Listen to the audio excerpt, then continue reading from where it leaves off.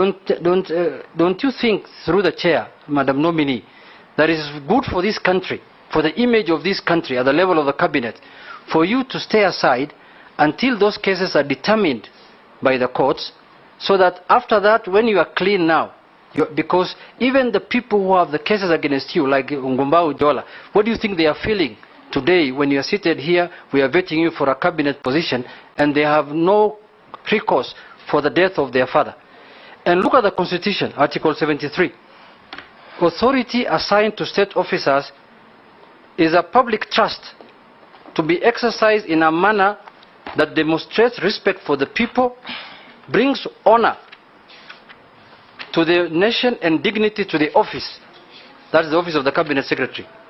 And lastly, promotes public confidence in the integrity of the office.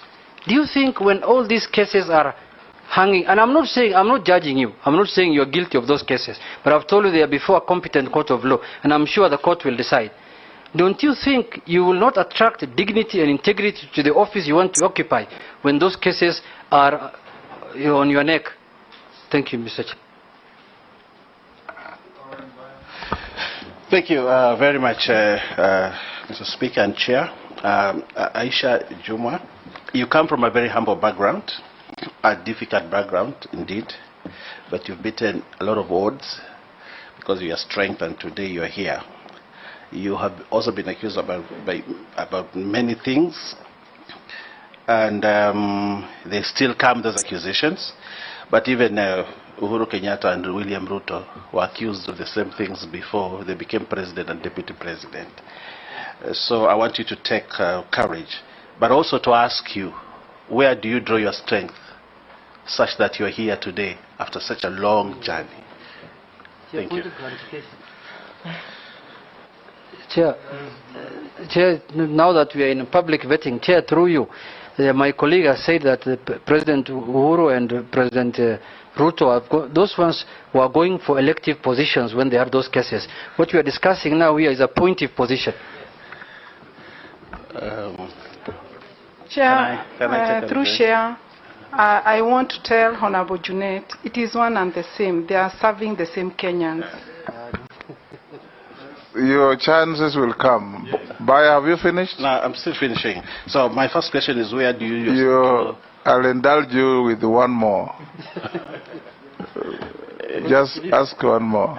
Yes, so where do you draw your strength, and how would you use your strength in running a ministry if you are appointed, if this committee confirms you?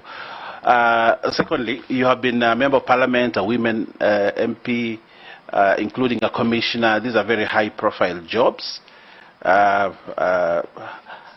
What experience do you bring to the public service ministry after serving in all this as you go forward? Thank you. Point of order, Mr. Chair. Point of order, Mr. Chair. It's not my wish to interrupt at this point. You need clarification. Yes, yes.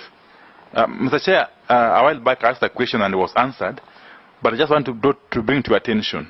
I've just been able to lay my hands on this copy of the degree certificate that was tendered by my friend, the Honorable AISHA JUMWAS.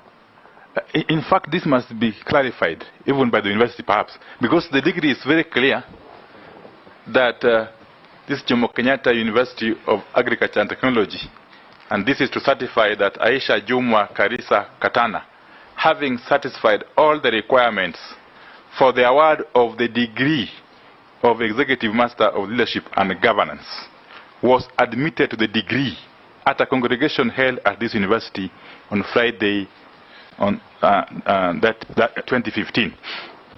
Mr. Speaker, on the face of it, this is a degree certificate.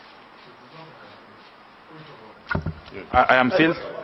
I'm on a point of order. No, he's clarified. I'm also informing. Yeah, I just want to be guided, yes, Mr. Speaker, because this is a House of Records, and we are dealing with a national issue before live Honorable TVs. members, you have something to say. We agreed on the ground rules. Raise your tag. I will notice you and give you after the Honorable Wandai. Yes. So, Mr. Speaker, it requires further clarification, either from the nominee or from the university. Whether this is a mere certificate course